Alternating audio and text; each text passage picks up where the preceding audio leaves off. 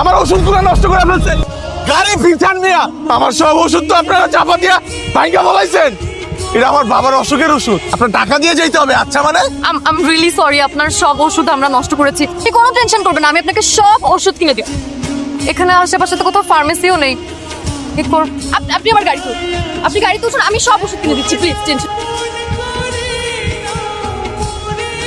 Hello, ফোনটা আমার। জি, আমি জানি না, আমি কই হারাই ফেলছি ফোনটা। আচ্ছা, আপনি না আপনার ফোনটা আমার গাড়িতে রেখে গিয়েছিলেন, আমি আপনাকে অ্যাড্রেস দিয়ে দিচ্ছি। জি আপনি জি জি জি, নিয়েছেন আপনার ফোনটা। Thank you. বসুন না। আপনার বাবা এখন কেমন আছেন? ভালো, আলহামদুলিল্লাহ। আপনার বাবার কি হয়েছিল?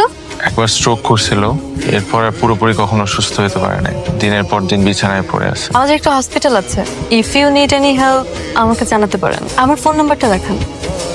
যাক, ভালো হয়েছে যে তুমি ফোনটা পাইছো। আমি যে কি ভয় পাইছিলাম। তোমার আব্বু কেমন আছে এখন? আব্বা আলহামদুলিল্লাহ ভালো আছে।